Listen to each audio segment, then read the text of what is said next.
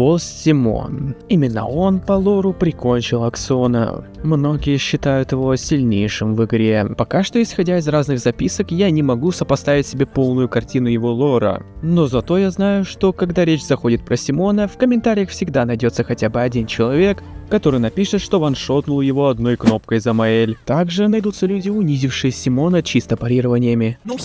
Я немного подумал, и так родилась моя мысль, как влиться в тусовку этих безумных прохождений Симона. У меня возник вопрос, что если Гюстав окажется в соло на территории Симона? С лорной точки зрения это могло произойти разными способами. Либо Иске любезно выполнил роль субмарины, либо просто закинул они теми течениями под воду в первом акте.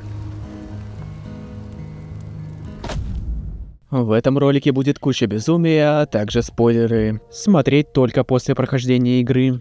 Плот армор сработал, Гюстав встал, надел свои очки, и лучше бы он этого не делал, ведь он понял, что ему придется сразиться с этим чудовищем 1 на 1. Возможно ли, чтобы он справился с ним, не прибегая к чьей-либо помощи? Досмотри до конца и узнаешь ответ. Для начала нужно вообще разобраться, кто этот ваш Симон и с чем его едят. У Симона есть несколько стадий. Первая — это просто полоска, которая достаточно быстро сносится. А вот на второй стадии у Симона есть несколько разновидностей ярости. Кстати, одна из них довольно-таки неожиданная. И если бы у игры была какая-то гиперпроработка, то она бы могла стать секретной концовкой. Первая стадия ярости Симона добавляет ему дополнительную атаку мечом. Но заучив мувсет, ее можно спокойнейшим образом парировать. Но так как вы уже прошли Симона, должно быть, вы знаете все его атаки. Особенно вот эту атаку, которую он кастует для перехода в свою последнюю стадию. Экспедиция стерта с холста. Вы не представляете, насколько я был удивлен, когда увидел ее впервые. Эта атака создана просто для того, чтобы усложнить босса. Ее никак невозможно избежать. Благодаря ее существованию, если у вас недостаточно урона, то вы никогда в жизни не пройдете этого босса в соло.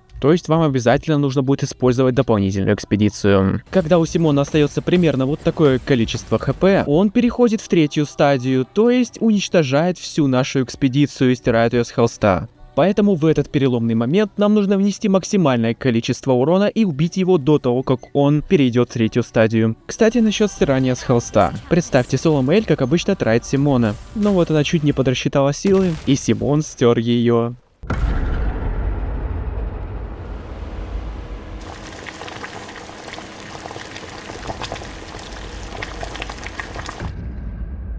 Но, к сожалению, никакой такой катсцены нету, и Маэль спокойно себя чувствует после стирания с холста. Как я уже и говорил, эта атака добавлена просто, чтобы сделать босса сложнее. Пока персонажи возвращаются к жизни, мы вернемся к реальности. Друзья, нашел для вас реально годный способ, как быстро, удобно и еще и выгодно пополнить баланс Стима. Копикод — это надежный и проверенный временем сервис с интуитивно понятным интерфейсом. Более 19 миллионов успешных пополнений говорят сами за себя. С помощью сайта Копикод вы сможете пополнить Steam буквально за пару минут. Все делается в 3 простых шага. Переходите по ссылке в описании, вводите мой промокод MALUR, он снижает комиссию на 4% при пополнении Steam и дает до 5% скидки на покупку игр ключом. Выбирайте удобный способ оплаты и просто подтверждаете оплату.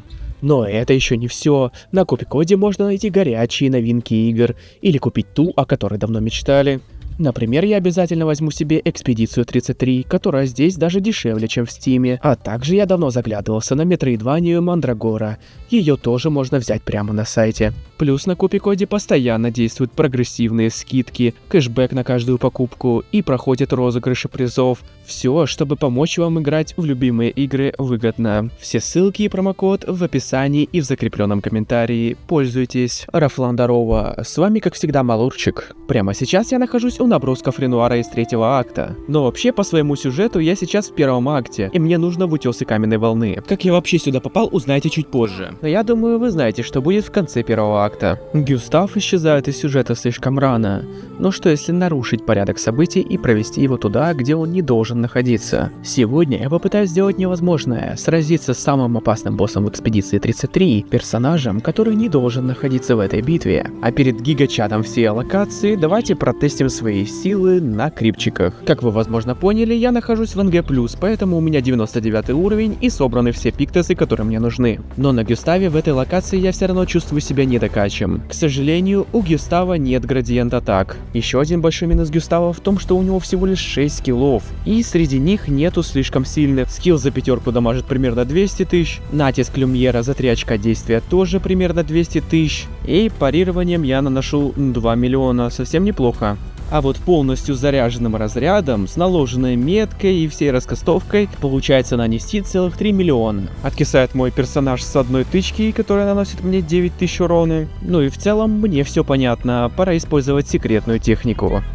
Крипы немножечко душные на этой сложности, давайте сменим на минимальную. Наконец Гюстав добрался до этой пещеры и крадется к боссу, с которым ему не суждено было встретиться. Если так задуматься, то очень жаль, что Гюстав не доживает до градиент атак. Прямо как моя видеокарта, которая еле вытягивает HD разрешение. Кстати, место первого человека, задонатившего мне на обновку, все еще не занято. Запускаются скриптовые диалоги, в которых участвует Верса. Игра была не готова к Гюставу. Изначально я пошел на Симона с мечом Симоса. В будущих траях я пробовал даже вот этот красный меч, у него стихия огонь, и я надеялся, что он накладывает ожоги при любых атаках, но нет. Поэтому Симоса лучше всех, потому что у него просто большой урон. Ну и в принципе, как оказалось, это было правильное решение. А вот и он. В заскриптованных катсценах, естественно, показывается Верса. А вот и мой первый трай за Гюстава. В прошлом прохождении я собрал почти все пиктесы и даже не менял свою сборку под Симона. Единственное, это я заметил, что у меня нет вот этого пиктеса на синюю метку. Короче, в первом прохождении мне просто не хватило скилла, чтобы преодолеть даже первую стадию. Вообще, в чем прикол? Я бы хотел не вызывать вот этот резервный отряд и сделать так, чтобы Гюстав одолел Симона именно в соло, без чьей-либо помощи. Я, конечно, видел вот эти видосы, где как бы пишется там, допустим, Верса соло,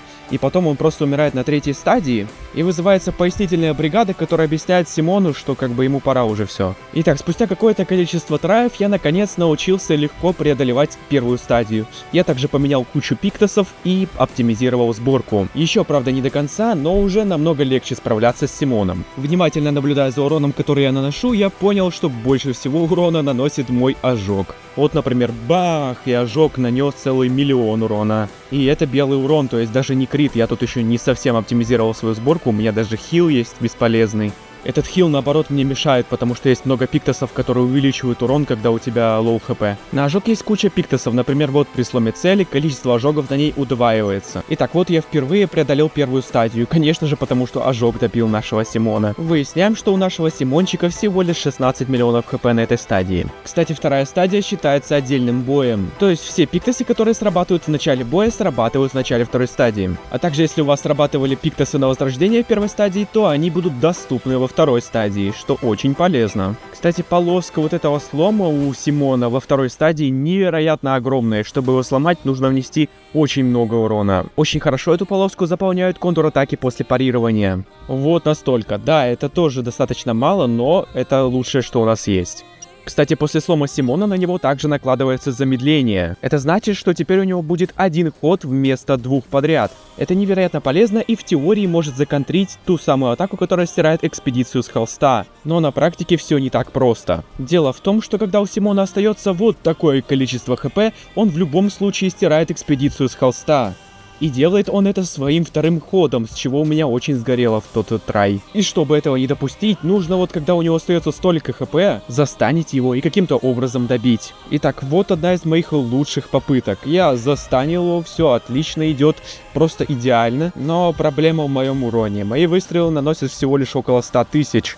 А обычные четверные удары с атак или же со скиллов наносят примерно лям, 2 или максимум 3. Больше всего дамажит ожог, который наносит от 1 до 3 миллионов. В итоге у Симона все равно каким-то образом получилось 2 хода. Видимо, вот эта атака стирания экспедиции в любом случае будет как отдельный ход. Ну и в итоге на этом моменте я понял, что у меня просто не хватает урона. Мне стало интересно, насколько мой урон должен быть больше, чтобы полоска хп Симона опустилась быстрее, чем он выйдет из стана. Я программно увеличил весь свой наносимый урон в 6 раз. В этом случае от Симона Симона отлетают невероятные куски хп. И в таком случае, когда разряд дамажит уже под 10 миллионов, это уже в принципе возможно пройти. Кстати, вот так мы выяснили, что у Симона 94 миллиона хп. В целом, урона, увеличенного в 5 раз, нам бы хватило, чтобы с трудом пройти Симона. И теперь осталось ответить на вопрос, возможно ли все-таки пройти Симона за Гюстава обычному игроку без использования программ и так далее. Начнем с того, как я вообще смог оказаться у Симона. Бум! Вот этот вот мод позволяет активировать все способности СКС с самого начала игры. И я знатно так повозился с файлами. Но все же я очень был рад, когда смог с помощью Ctrl-E активировать полет УСК. Вообще, в теории, с помощью каких-то спидранерских штучек можно выбраться с первой локации, я думаю, это по-любому возможно. Но вот даже если просто упасть на эти наброски Ренуара, там все равно понадобится способность СК плавать под водой, которая открывается только при максимальных отношениях с Верса, а Версы, как парадоксально, открывается только после смерти Гюстава. Получается, что Гюстав здесь не может находиться как по лорной точке зрения, так и с точки зрения урона способностей.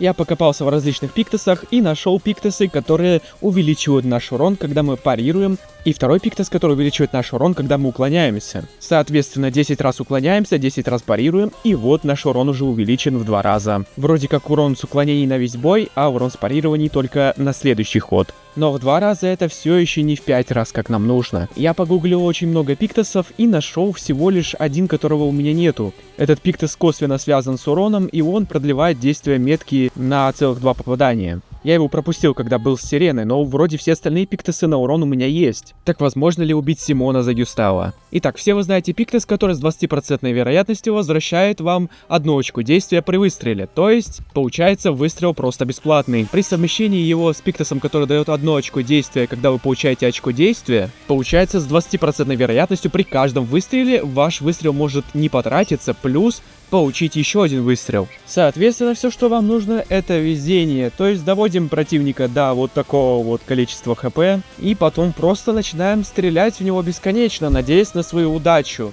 Вам нужно нанести примерно 25-30 миллионов хп таким вот образом. Короче, теоретически это возможно. Да, как вы можете заметить, я еще Люну сюда добавил, но это только для того, чтобы она погибла в начале и дала мне пару щитов, которые дали мне немного урона. Благодаря ней, кстати, у Гюстава появились градиент заряда, который он не может использовать. Пишите, что думаете об этом эксперименте, и смотрите другие ролики по экспедиции, если интересно.